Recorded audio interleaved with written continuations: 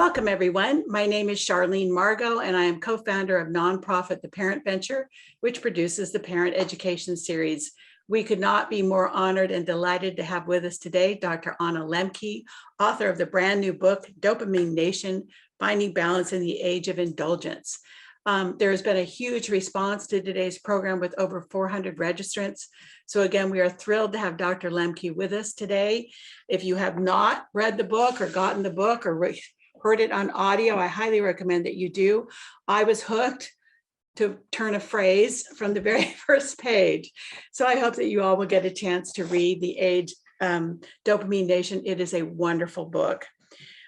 I would like to thank today our sponsors, the San Mateo County Office of Education, TUPE, Tobacco Use Prevention Education Program, the Carl PTSA, Sequoia Healthcare District, Peninsula Healthcare District, Sequoia Union High School District, and this program, the Parent Venture. We would not be here today without your sponsorship, so thank you again. This is our 16th year for the Parent Education Series, and we welcomed more than 100,000 attendees over the last decade. So we know that inclusive, high-quality parent education really matters, and programs like today, where we address topics that can be difficult, like addiction, are very important. Dr. Lembke actually was with us about a year ago, and her video, The Neuroscience of Addiction, is actually our most viewed video on our free video library with more than 5,000 views. So take a look at that too. It is a wonderful video with lots of interesting conversation around things that we're going to address again today, video gaming and so on. Most of you now are familiar with Zoom, but today's event is a webinar format.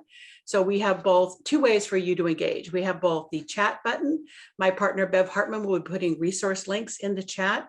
And you can also ask questions using the Q&A button. So again, comments, resources, talk to us with questions in chat, but questions for us and Dr. Lembke, please, in the Q&A button, okay? So, and at the very end, Bev will be putting in a short survey link. We hope that you will take 1 minute to fill that out.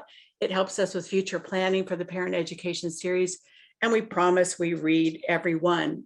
Today's event is being recorded for anyone who is unable to attend or would like to share this with a partner or a child or a significant other. We hope that you will do that.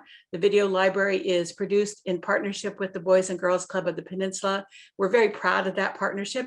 It takes them a couple days typically to get a video posted. So thank you in advance. Please do enjoy that. Let me tell you a little bit about today's featured presenter. Anna Lembke, MD, is a professor in the Department of Psychiatry and Behavioral Sciences at Stanford University School of Medicine. She is medical director of Stanford Addiction Medicine, program director for the Stanford Addiction Medicine Fellowship, and chief of the Stanford Addiction Medicine Dual Diagnosis Clinic. She was one of the first in the medical community to sound the alarm regarding overprescribing and the opioid epidemic.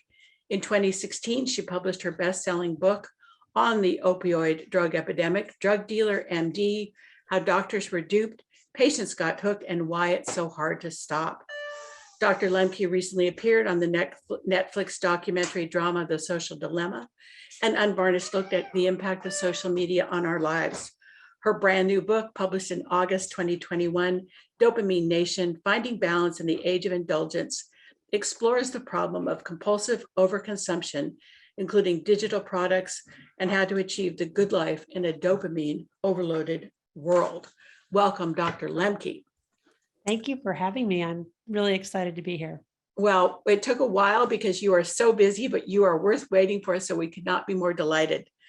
I'd like to start out by asking you, Anna, what brought you to write Dopamine Nation? In your first book, Drug Dealer MD, you wrote powerfully about the opioid epidemic, but what brought you to write about dopamine? You know, I felt like I had acquired a body of knowledge over 20 plus years seeing patients that I wanted to disseminate more widely. I mean, quite simply, I was hoping that the information would help people in their day-to-day lives. I think also as a parent, I am worried about my own children and the world that they're growing up in, and, you know, by proxy, worrying about other people's children. And so really wanting to reflect on how we can better parent in a world that's really saturated with these highly reinforcing drugs and behaviors, making us all more vulnerable to the problem of addiction. Why did you decide to study dopamine specifically? And was there something in your research, even with all of your knowledge, that surprised you? Well, I mean, the dopamine is sort of at the heart of some amazing advances in neuroscience in the last 100 years. There's been an explosion of research around dopamine, what it does, its role, its function, and in particular, how it is involved in the process of our experience of pleasure and pain and how that relates to addiction. So there's a lot about it, that's fascinating and that's interesting and that surprised me.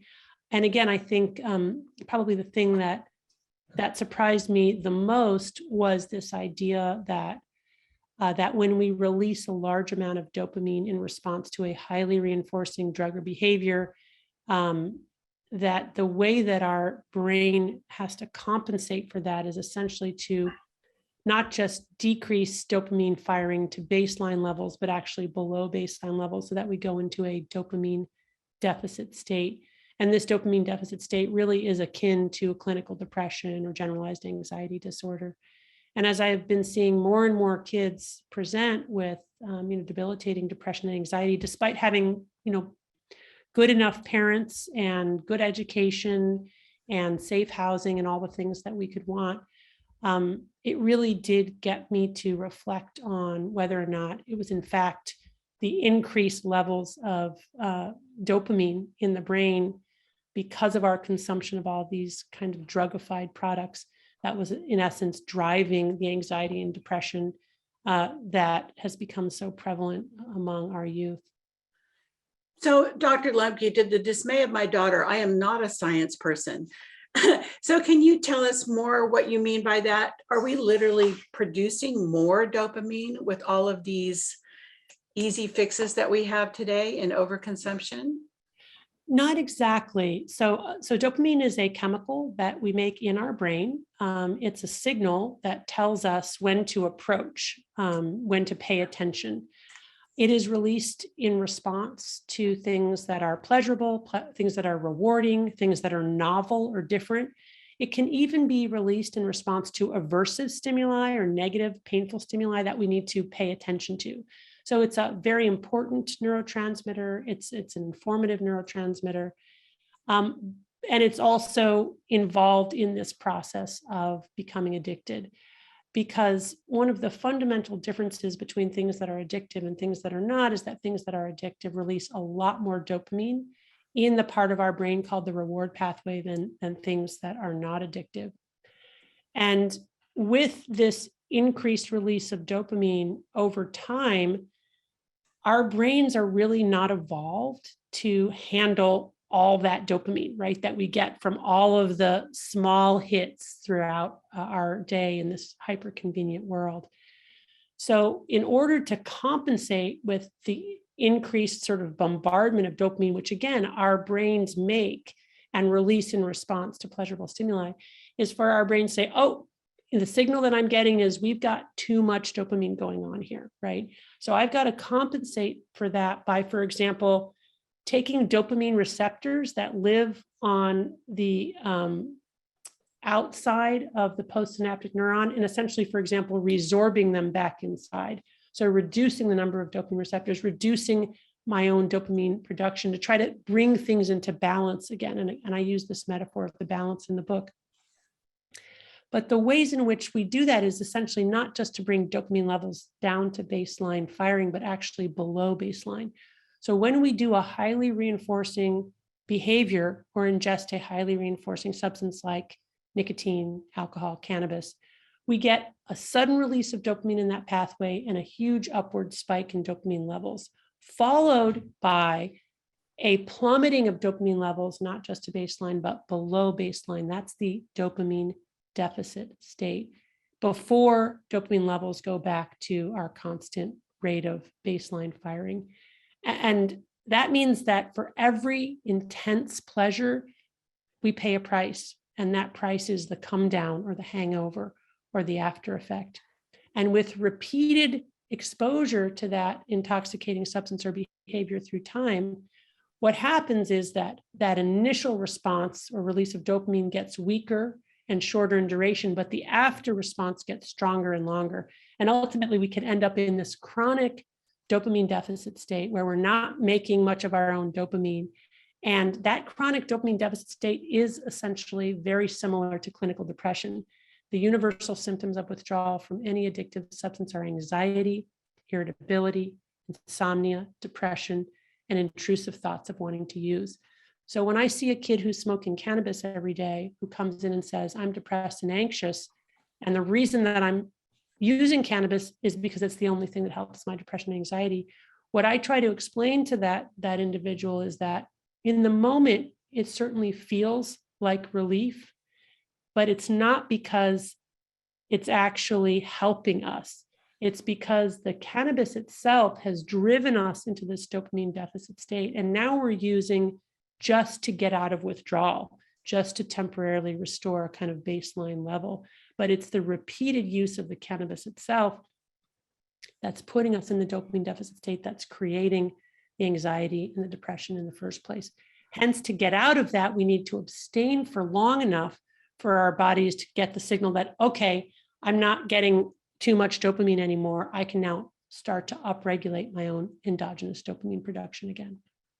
Such a vicious cycle.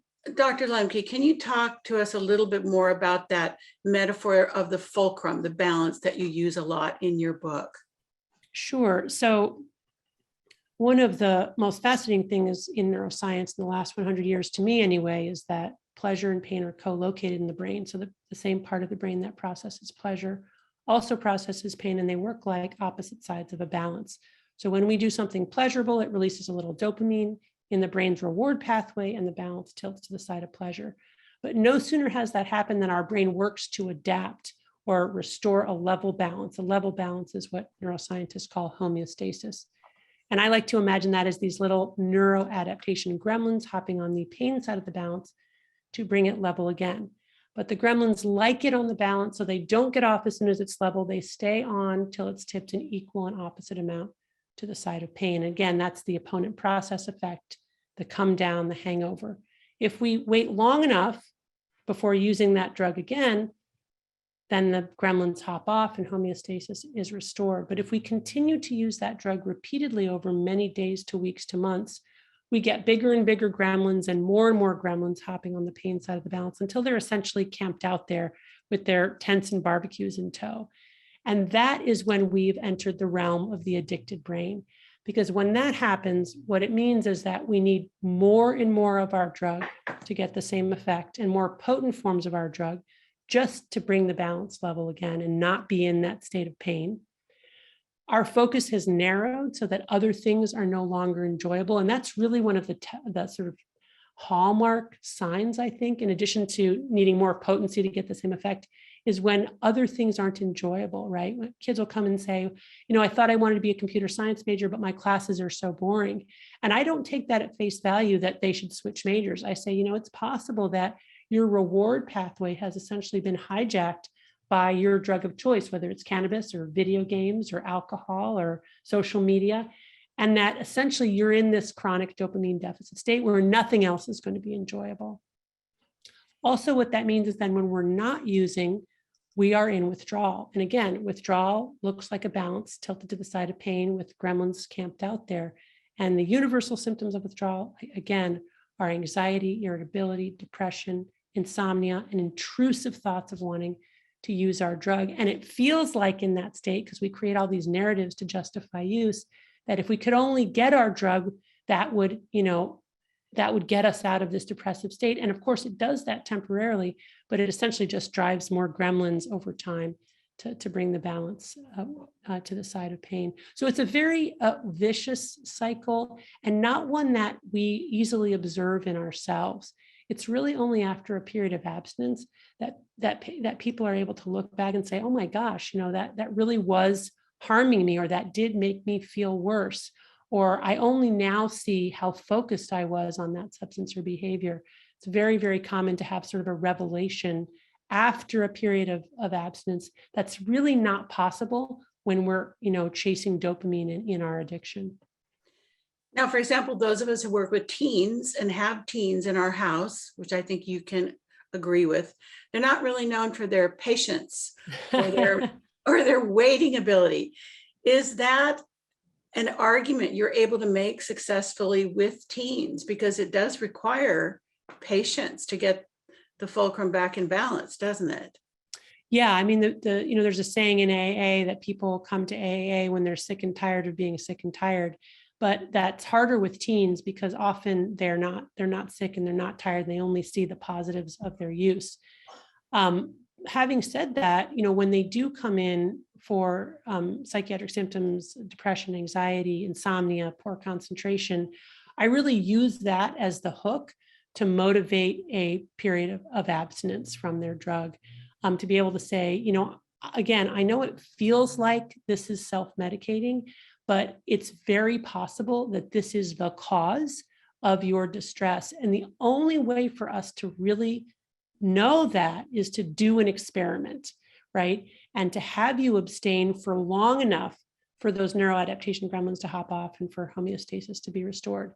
The other thing that I use to try to motivate young people in particular is to have them look at the full arc of their lives.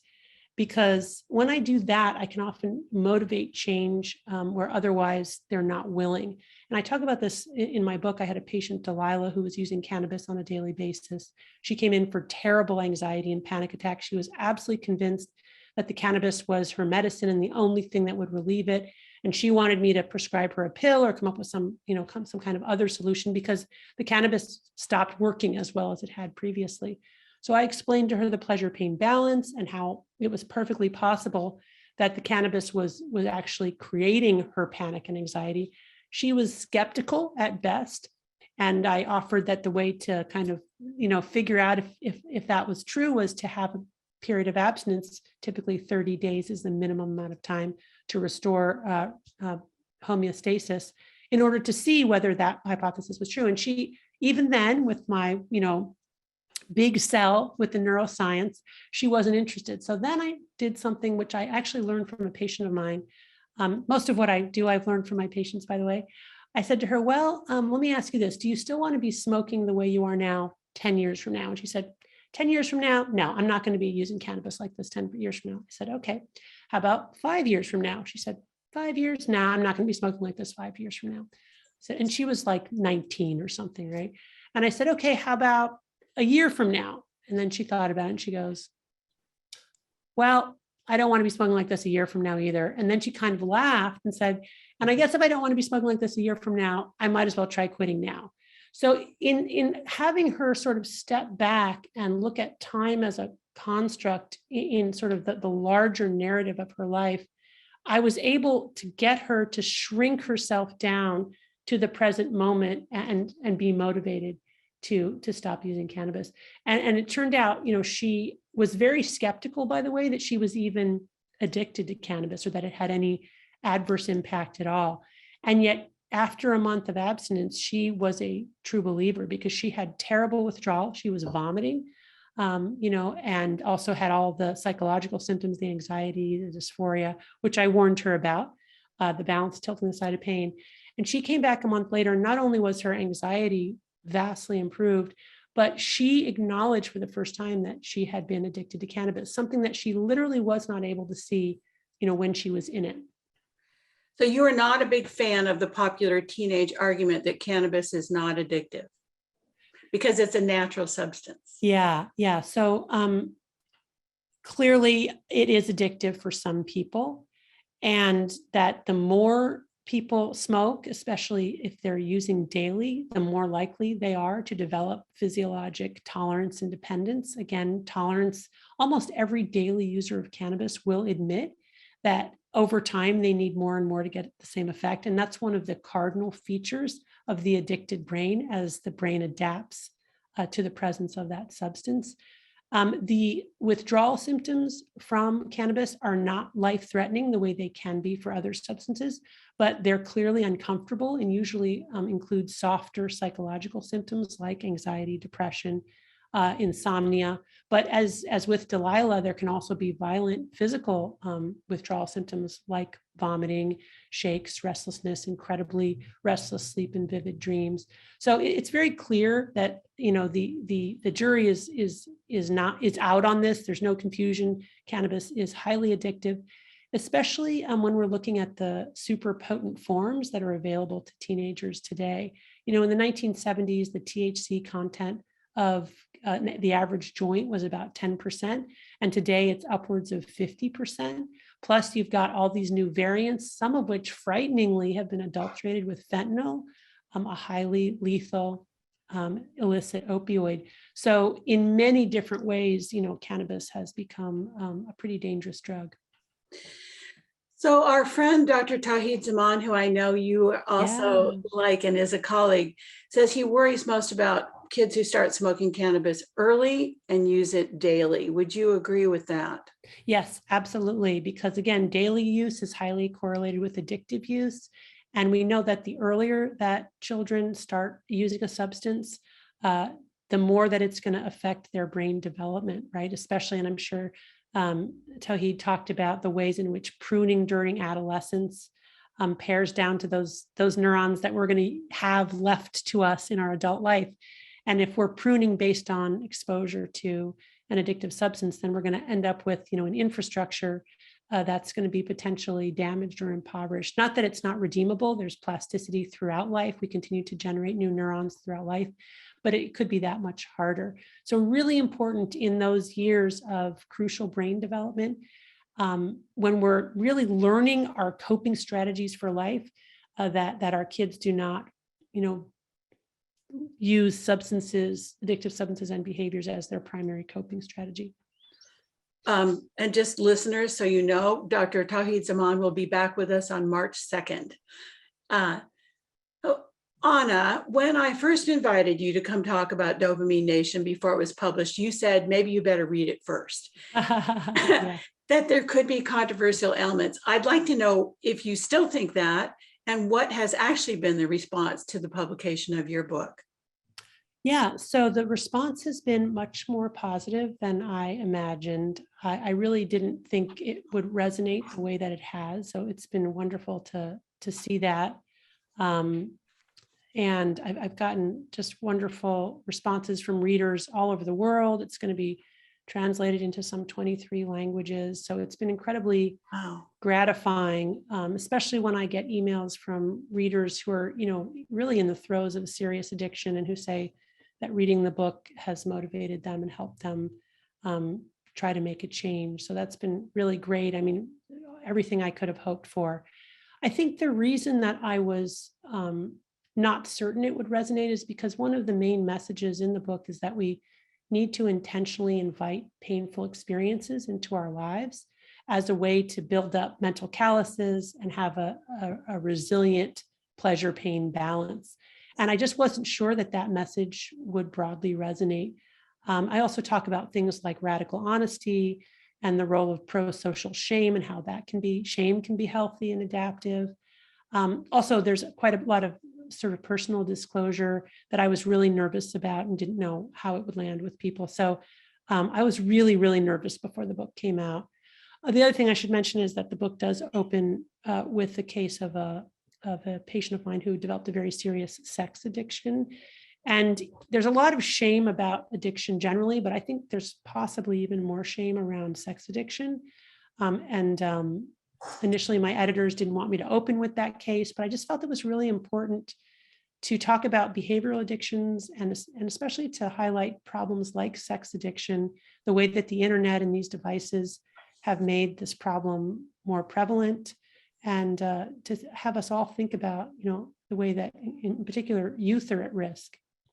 Well, I expected to enjoy the book, frankly, Dr. Lemke and our listeners, but I didn't expect to just love it. It reads like a novel. It is so incredibly readable and well written. I guarantee whether you like to read books, which what I like to do, or my co-founder Bev Hartman likes to listen to books, and Dr. Lemke is a reader, we really invite you to get a copy because it is amazing. And if you wouldn't mind, Anna, touch on two of the things you mentioned there, some personal sharing on your part and what radical honesty means for you. Yeah, so the personal sharing, what I open with the story of my patient who developed a severe sex addiction, but I draw an analogy between him and my own addiction to erotica that developed about 10 years ago. My gateway drug was the Twilight Saga, which is a vampire romance novel written for teenagers, which captured the hearts and minds of many middle-aged women like myself. We could deconstruct why that is, but let's not. But anyway, that sent me on an interesting period of my life where I really became a chain reader. That was largely made possible by the acquisition of my very first Kindle and my ability to download novels quickly as soon as I finished another one. And I essentially became addicted to reading this certain type of book. Over time, I needed more and more potent versions, and I eventually, progressed to quite graphic erotica.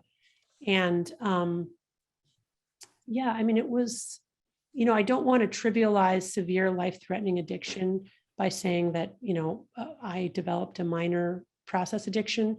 But what I'm trying to do is emphasize the ways in which addiction is no longer a problem of other people. It's something that we're really all grappling with in this day and age when we have so much access to these highly potent reinforcing drugs and behaviors. And I too experienced that. So I talk about that. I talk about that in the book. I have a whole chapter on radical honesty. One of the most interesting, to me, interesting observations over the past 20 years of seeing patients is the importance of truth telling in recovery from addiction. Almost without exception, whether patients are involved in Alcoholics Anonymous and other 12-step groups that emphasize the importance of honesty, or they get into recovery from some other method, patients have emphasized to me that telling the truth is fundamental to their recovery. And I became very fascinated by that and explored the neuroscience behind it and discovered a lot of interesting science around truth telling and why potentially it enhances recovery and also just improves our lives. So even without having addiction, I think that intentionally trying to tell the truth about things large and small can improve things. So I'm happy to go into the details on that if you want or not. Well, let's keep moving just a little bit. We have wonderful questions pouring in from the audience. I do want to get to those, but I would love you to touch on kind of the two elephants in the room when it comes to adolescence. And one of them is, as I've been saying to people, it doesn't matter what the subject is. We can be talking about anxiety, we can be talking about communication, we can be talking about college admission, but we always end up talking about video games. So if you would, Anna, give us your take from Dopamine Nation on how gaming falls into the syndrome of an addictive disorder. Yeah, well, I'll just share with you the case of a patient of mine. And by the way, all these patient cases that I share are ones that I've asked permission and gained permission from patients to share anonymously. So I had a 21-year-old man who came to me, actually brought in by his parents. His chief complaint was depression. He was also thinking about ending his life. His parents were obviously very concerned. They had gone to college. This was just before COVID to rescue him essentially and bring him home. They were also very concerned about his video game consumption that he was not concerned about. And just like my patient Delilah, who was a daily cannabis user, after getting a full history from him, I suggested to him that there was a possibility that his daily 14 to 16 hour a day video game habit, which continued after he had come home from school, might actually be the thing that was making him depressed. And to his credit, he was skeptical but willing, like Delilah, to abstain from video games for a month, which again, that month intervention, that's sort of not so long that people feel like it's insurmountable. It's like the amount of time that people feel like, okay, I can do that. I can give this up for a month. And to his credit, he realized that probably for him, in order for him to be successful giving up video games for a month, he would also have to give up his phone and any screen, because if he had any screen at all, he would start watching people play video games, and then he would want to play video games. And by the way, there's interesting science behind that, showing that if you, put a rat in a cage so that it can press a lever, and you put a probe in its brain to measure dopamine release, then when it presses that lever and cocaine is delivered to the rat, it will get a huge spike in dopamine, as we've been talking about. But then if you then train the rat to know that when they see a light or hear a bell, then if they go and press the lever, cocaine will be delivered. And then you look at dopamine levels, what you find is that when they see the light or hear the bell, which is the cue that the reward is coming, they get a slight increase in dopamine just at the cue. So just being reminded or knowing that our reward is close is euphoric producing for us. But here's the fascinating part. The scientists discovered that not only do you get a little mini spike in dopamine, you get a little mini dopamine deficit state, where right after that cue, it goes below baseline. Then there's craving, right? That's the physiologic drive that makes us work to then approach the lever and press it and keep pressing it until we get the cocaine. So he realized, quite cognitively aware, that his phone was essentially his cue, and really any screen would be. So he gave up all screens. He put the console away. His parents were on board with it. He gave up his phone, everything. And he just went dark for a whole month, very, very skeptical that it would make a difference. And you're guessing the punchline. He came back a month later, just so much better, so much less anxiety, so much less depression, no longer thinking about ending his life. And again, the beauty of it was he was then convinced. He was like, I couldn't see this when I was in it, but this really has made me unhappy. So he chose then to continue to abstain for about the next 4 to 6 months. I can't remember exactly how long. Eventually, he reintroduced his phone because he felt like, I'm socially ostracized. I want to be able to connect with people again.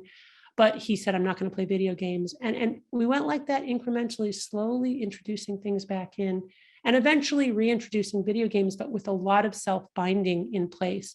So, and self-binding, as I talk about in the book, can take a number of different forms, but he basically committed to playing no more than a couple hours a day, no more than 2 days a week, only playing with friends, not with strangers, so that playing games would strengthen his real life bonds and not send him down the rabbit hole of playing 24/7 with people across the world.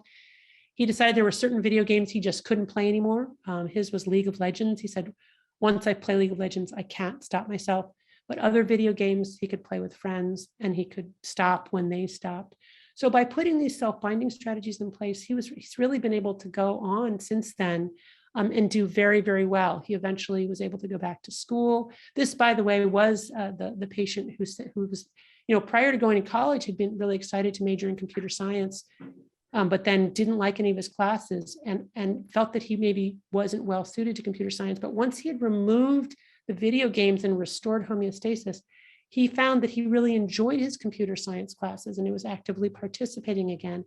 Some of it too for him was he had really developed a kind of a social phobia because he was always playing video games and not exposing himself to real life people. So then he had, I use a lot of exposure therapy where patients have to practice things that are anxiety provoking. So he had homework, like he had to ask a question in class. But anyway, incrementally, he just got himself back out into the world. And it was just so beautiful to see that. And the power of that trajectory just, convinces me that these video games for some people really can be a terribly debilitating drug. I will also mention that China just enacted a law that says that people under the age of 18 can only play video games 2 days a week, no more than a couple hours a day, which is exactly what my patient invented for himself. So it's interesting how we're sort of all converging on these similar interventions. So fascinating. And again, the questions are just pouring in. We're going to get there, I promise. So of course, the other big topic is digital media, social media, and cell phones. We've had this talk, Dr. Lembke. I'm assuming you still are not a smartphone user, unless that has changed. But I really enjoyed your expertise in the film, The Social Dilemma. Again, if our viewers have not seen that, we highly recommend it. But I'd love to just get your take on that. Did these cell phones really cause depression and anxiety? Or, it's a chicken and egg thing. We don't know. Parents are really struggling as the kids are resisting. What do you say? Well, here's what I say. This is amazing technology when used in the right way, definitely enhances our lives, but there's a dark side without a doubt. And these devices and the apps on them are deeply inherently reinforcing. They don't need to be marketed to us because the way that they've been created immediately taps into our dopamine reward pathway, and we are engaged. We are in it. Then the AI that is behind these software products is really engineered to keep us engaged, and it does that essentially in a similar way to that light coming on that told the rat that if they press the lever, they're going to get cocaine. So what it does is it learns what we like, and then it signals or triggers or push notifies something similar to what we like, which in and of itself releases dopamine, followed by a dopamine deficit state, which has us pressing that lever, which is what we all do where we're looking for the next video, the next video, the next video, even long past our having any joy in doing that. But we can't disengage. Why? Because we're in that dopamine deficit state where we're looking for the reward to get us out of it. So there is some loss of voluntariness. And I think that's really the key to understanding addiction. It is true that we choose to initially engage, but once we enter the addicted brain, we do lose some volitional control. We lose both the ability to resist the intense physiologic urge that we feel in the dopamine deficit state that's driving us to use our drug in order to restore homeostasis. And we also lose insight and awareness. We don't see it happening as it's happening. And these two things together, that intense physiologic drive to restore homeostasis by continuing to tap and swipe, and our loss of being able to see ourselves in that moment doing that, all contributes to compulsive overconsumption, which it's clear we're all struggling with, not just our kids, but ourselves too. So I think, it's not that I have all of the answers or maybe even any of the answers for any given individual or their family unit, but I can tell you that we need to start talking about the problem individually, collectively, and then experimenting with changing this behavior. And I really do think that starting with a trial of abstinence away from our drug of choice, taking the devices, if we're still able to, away from our children for a long enough period of time to restore homeostasis is the beginning of figuring out how to coexist with these devices, which are not going away, by the way. I mean, the genie is out of the bottle, but we have to figure out what kind of relationship we want with them. So, Anna, can any behavior become addictive? I think about a program we did once in person with a parent who was very worried that her daughter was reading all the time. This would have been me as a child, and would bring the book to the dinner table. And by the end of it, the parent was convinced that her child was addicted to reading. What do you say to that?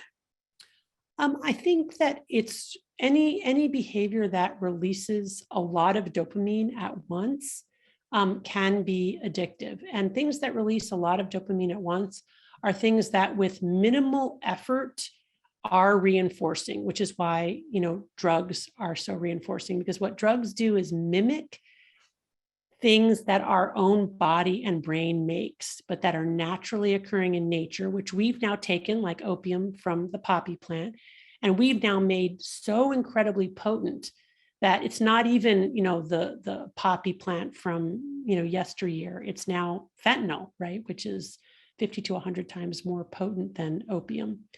And so those types of things will be addictive for pretty much anybody. Beyond that, what you have is enormous interindividual variability in terms of what's reinforcing for you may not be for me, and vice versa. So if you've got a kid who's, enjoying reading, generally we think of that as a good thing, but I'm living proof that reading can be addictive. Yeah. And that reading also, that the novel can be drugified, right? The way that they end on the cliffhanger and have you going right in, like they've worked perfectly out the formula. So it becomes not reading for learning or reading for literary value, but just reading for escapism. So I think, I always want to validate the parents' instincts. Like if they feel like their child is reading in a way that's somehow fundamentally maladaptive because that child is not doing anything else and also escaping the present moment. I mean, really, we all desire non-being, right? We all want to not be in our own heads and bodies for a while. It's like deeply burdensome to be alive, and sleeping is a respite, but it's not enough. So we're always searching for things that allow us to escape ourselves, the present moment, our own ruminations. And some of that's okay to a degree, but if that becomes then our default mode where we're always escaping, I think that's problematic, no matter, what the drug is. So Dr. Lembke, could you explain for us just a little bit more about process versus substance addictions? So substance addictions are addictions to things that we ingest, drugs, alcohol. Alcohol is a drug. Process addictions are addictions to behaviors. Food sort of lies somewhere in between because it's both a substance, the way that it's been commodified, sugarized, salted, chemicalized, but also we need food to survive. We obviously can't abstain from food. So process addictions really focuses on behaviors, shopping, sex, gambling, video games, all the kinds of things that have now, again, been drugified in the modern world that have become much more potentially addictive as a result. And I guess I would just add that some people say, well, process addictions, those are behaviors, those can't really be addictions because you're not ingesting a substance. But I would really strongly disagree with that. In my clinical practice, I see that process addictions follow the same trajectory as addictions to drugs. People start out using for fun or to solve a problem. If it works, they use it more often. They progress to regular or daily use, then they develop tolerance, need more and more to get the same effect. When they don't use, they're in withdrawal. Then they get depressed, they get anxious, and then they have consequences, et cetera, et cetera. So, and that's true for people with severe sex addiction or severe video game addiction. It's very similar. All right, we have wonderful questions coming. Great. I'm going to start with this one because it's good. This takes us back developmentally to early childhood. Dr. Lembke, we're both, my co-founder Bev and I started our careers. So here we go. Great question. Is it advisable to keep little kids like under 5 from getting extremely excited about, say, upcoming events, outings, food, gifts, to lessen the dopamine come down? Or is this age group fine with getting so excited? Yeah, what a great question. Really something that sort of begins to get into the philosophy. And I had a very similar question from a teenage boy when I gave a lecture to a small private boys' school in Tennessee a couple of months ago. It's a great question. I think that what I would say is that there is indeed some benefit to tempering expectations and excitement. At the same time that it's very good to take joy in small things. So I would never discourage a child from feeling joy and excitement in especially something that they happen upon and that comes to them intrinsically. I would discourage parents from making a big hoopla about things that maybe aren't naturally exciting for that child. So I guess if I had to say, like when I see, I think just in general, parents like trying to make an event a really, really big event, I think that can sometimes be burdensome for children, especially if it involves a lot of material things, external material things. So I would recommend, again, really trying to be present and observant and letting that joy in a child come from a quiet place inside of them in response to their immediate environment, rather than sort of putting it on them. I would also say that we are natural creatures of desire. Desire is great. I wouldn't at all want to say that you wouldn't want to feel joy, anticipation, and desire. But I do think there's something to be said with tempering expectations and trying to keep those fluctuations of the balance in a modest range and keep the balance supple. So you're not going too far in one direction or another in terms of pleasure and pain. All right, speaking of pleasure and pain, this is a question that I know many parents have. Parent asks, my 12-year-old son is constantly getting distracted by watching YouTube videos when he needs to be doing his schoolwork. How can we help with this so he can focus on getting his homework done on the computer? Yeah, great. I'll just start by saying our 14-year-old son is getting a D- in math as a freshman at Valley. And You feel their pain. Yeah, I feel your pain. And one of the main culprits was the phone that he bought for himself when he started high school, even though we highly discouraged him against it. And we ultimately had to make the decision to take the phone away. And that was very hard to do, even with all that I know and all that I preach. It felt very punitive to take the phone away because, of course, he's on Minecraft, they play Discord, they text each other. But at the end of the day, and my husband and I agreed, and that's helpful that we agreed on this. We both felt strongly that although many other children might be able to handle that distraction, he was not able to. We got clear reports from the teacher. He was on his phone during class. He was on his phone between class. A friend of his came up and said, oh yeah, Peter, he's always on his phone. He was a kid who just couldn't handle that. So if you have a kid like that, you're really doing them a favor by helping them create guardrails so that they can get their work done. And if they get their work done and, learn, they'll enjoy school more. And if they enjoy school more, they'll want to do more work. So you start to get into this feed forward cycle. But I just want to validate that it's really hard to take those things away. It feels harsh and punitive.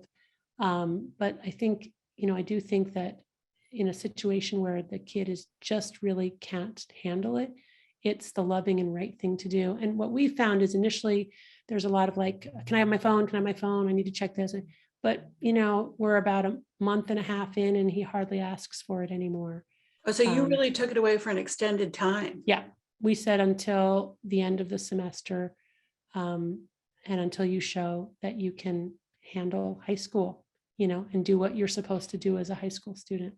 Okay. So that's just what we did. That's not going to be for everybody, but it's just a way for me to kind of encourage parents both to intervene. I think it's important to intervene and not be passive, to not be overly punitive, but also to, take steps.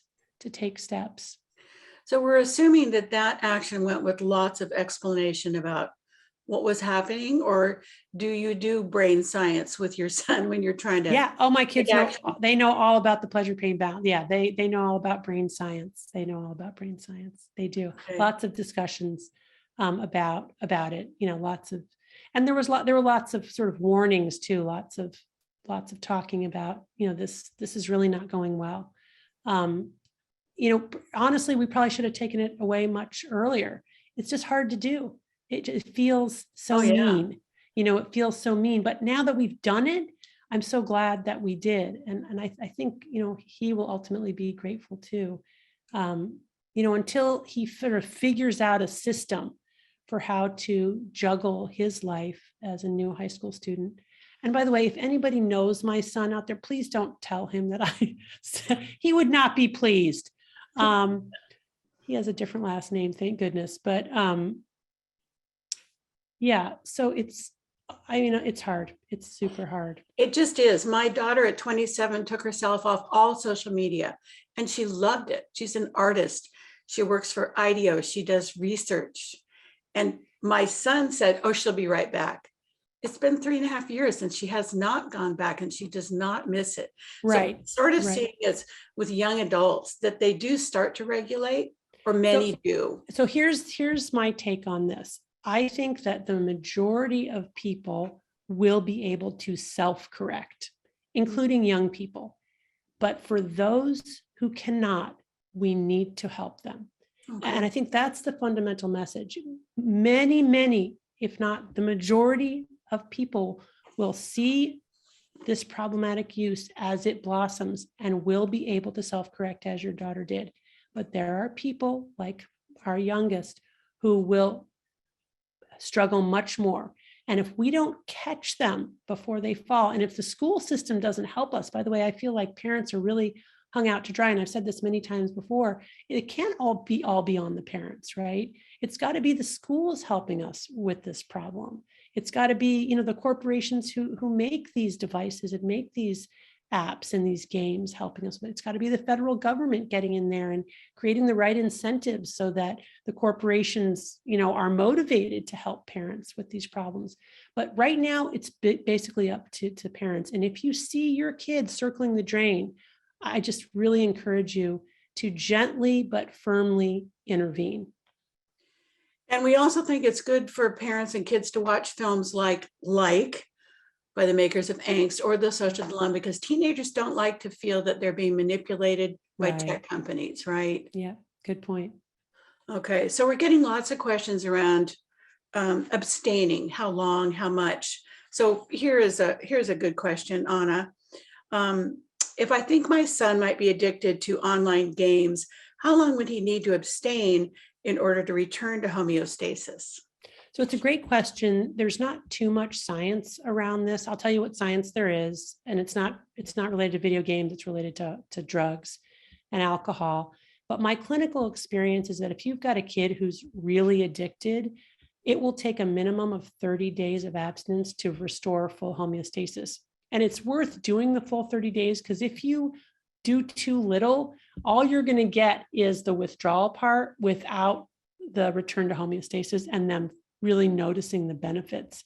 And that it's key to go long enough so that people can notice the benefits and then are motivated themselves to change their relationship with their device. So that's what I would advise. Now, for young people whose brains are more plastic, it could be that less time, works also.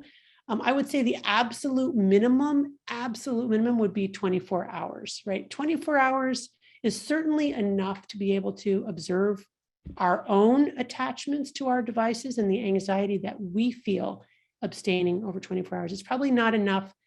It's certainly not enough to get to homeostasis, but it's enough to be able to say, oh, wow, yeah, I'm very preoccupied by my phone. The data on this are sparse, but what's out there is a very famous study by Brown and Schuckett showing that if you take adult males who are using alcohol in an addictive way, who also meet criteria for major clinical depression, and you put them in a psychiatric hospital where they receive no treatment for depression, but they also have no access to alcohol, at the end of 30 days, 80% of those men will no longer meet criteria for major depression. So their depression will entirely resolve just by abstaining from alcohol. That's really useful information. It says that for 80% of those folks, the alcohol was driving or creating the depression. It also means for 20% of folks, there was something else going on, which again is useful information. If you've got a kid who after 30 days is still as depressed and anxious as they were, get them to a mental health care provider and see what else may be going on. There's also a very famous study by Nora Volkoff, who's the head of the National Institute of Drug Abuse, looking at dopamine transmission in the reward pathway in people who addicted to drugs like cocaine, methamphetamine, 2 weeks after they stopped using. And what she found was that dopamine transmission, specifically in the reward pathway, was below normal levels 2 weeks out. So what that tells you is, at least when it comes to people addicted to hard drugs, 2 weeks is not enough, that they're still in that dopamine deficit state, and they would have to go longer in order to restore normal dopamine firing. All right, that makes really good sense. Here's a question that is a really good one. Writer asks, what about running and sports addictions? Yeah, so one of the things I talk about in my book is about how pressing on the pain side of the balance is a good way to reset to the pleasure side. And this is a whole branch of science called hormesis, which is Greek to set in motion. And essentially what it means is that by using mild to moderate doses of noxious or painful stimuli, like exercise, like ice cold water baths, like anxiety provoking experiences, what we do is we trick our body into upregulating dopamine production as well as other feel-good hormones. And it's a great indirect way to get your dopamine. So in general, exercise is very healthy and adaptive. There's so much evidence on this. It decreases the risk of getting addicted to drugs and alcohol. It can help in the withdrawal period. So if you've got a kid who's doing a dopamine fast for 30 days, one of the ways you can really help them with irritability and anxiety in that time is having them exercise more. It can also help prevent relapse to depression. So it's a super powerful, potent way and a healthy and adaptive source of dopamine. Now, having said that, getting to this question, if you turn the volume too high on exercise, you essentially turn it into a drug. And there's a very famous experiment showing that if you expose a rat to a single injection of cocaine and then look in its brain, you'll see this incredible arborization of dopamine releasing neurons in the reward pathway.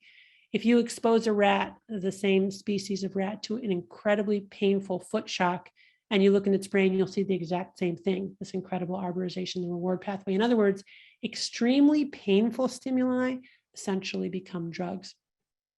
So we want to be really careful about that. And one very common example is cutting.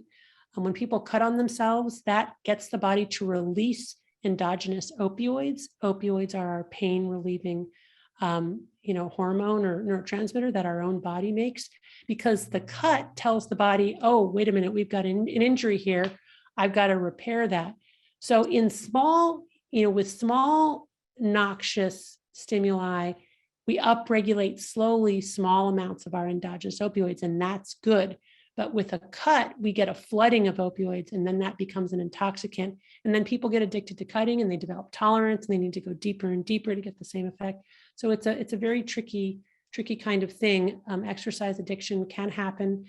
Even healthy exercise, when people stop it, they will go into withdrawal, right? There will be a period of withdrawal. But in general, I would say that exercise is super healthy for kids and adults, and that what you get with exercise is a gradual increase in dopamine levels through the period of exercise, with a sustained elevated amount of dopamine for hours afterwards before returning to baseline levels.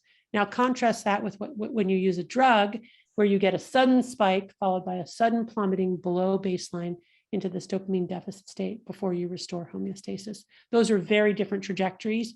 And the one where you don't go into the dopamine deficit state is much better. And so there was actually a question about cutting. With the child who is cutting, do you recommend intervention? Absolutely. And I would openly conceptualize cutting as addictive. I would use the addictive frame and the addictive lens to explain what's happening, that essentially they're using opioids as a way to, a maladaptive way to feel better. What people who cut often talk about is that it gets them out of their heads, right? It distracts them from their own, burdensome thoughts, because it puts them directly in their body. And we know from science that it releases endorphins. So the trick there is, again, abstinence. And the longer the child or the adult can go without any cutting, the faster they'll get to that place where they're not craving cutting and they're in the recovery stages. Well, we have so many wonderful questions, Dr. Lembke. We could keep you here for hours, but let's try for a couple more and then we'll wrap. Yeah. Okay, but yeah. I wouldn't feel good if I didn't ask this question, because I know many parents have it. How much YouTube time for a 15-year-old is too much? Yep. So there's no data on actual numbers. And in fact, I can say that when you stretch it to many hours a day, then it's probably too much, but I can't tell you exactly what the right number of hours is. And it also really depends qualitatively on how they're engaging. So, I mean, if they're watching YouTube, in a constructive way that gets them to learn, that's obviously much better than if they're using it in a sort of purely receptive way as a distraction from themselves and other things that they know they should be doing, and even other things that they want to be doing, but somehow can't pull themselves away. I think the most important thing is just to acknowledge that YouTube is a drug, and it's not just the same as watching TV back in the day. TV, we couldn't control what we were watching. One of the things that makes something really addictive is that we can micro fine tune it. We can access it when we want to change the way we feel in the moment. And that's the appeal, right? And that's how people get into that addictive trap, because they then use that substance or behavior to change the way they feel instead of learning to tune into the way they feel, tolerate it, and try to figure out where to go from there. So YouTube certainly is addictive. It's one of my most addictive drugs. I would say I get really caught up in YouTube. I know there are certain types of YouTube videos I can't even start watching because 3 hours later, I'll still be on them. So again, just talking about the fact that it can be a drug. One of the things I think can be really helpful is to have people pay attention to how they're feeling when they're doing YouTube versus how they feel right after, or how they feel at the beginning of YouTube versus how they feel an hour into YouTube. Because if they're paying attention to it, what they'll describe is that it starts out to be highly pleasurable, then the pleasure wanes. And then in fact, the pulling away is the terror of the fall, or that dopamine deficit state that we fall into when we stop using. And that's really, that pleasure pain balance crashing to the side of pain. I think if people can observe that in themselves, that can potentially be a motivator for not doing that behavior, because the cost is high, right? The cost is high. We pay for it. So Dr. Lembke, I want to be respectful of your time and our attendees' time. Do you have time for one more question? Yeah. Okay. I think this is important. Parent asks, what are your thoughts on ADHD and dopamine? Yeah, so ADHD, attention deficit hyperactivity disorder, is the way that we've conceptualized kids who have some difficulty focusing on demand, let's say, because of course kids with ADHD have incredible ability to be very absorbed and focused when they're interested.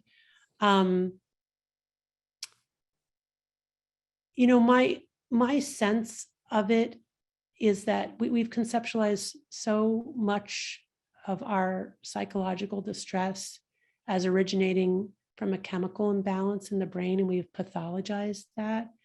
And I think that we need to move away from that construct. That's not entirely incorrect, but I think we need to appreciate that mental illness really is the combination of each of our unique brains and the environment that we live in. So what I would love to see with kids who have problems that fit this phenotype of ADHD is that we don't pathologize them, and we instead say, hey, that's a different kind of brain. What kind of learning environment would be best for that kind of brain? And then we find a way to provide it. Because, my youngest child certainly meets the ADHD criteria.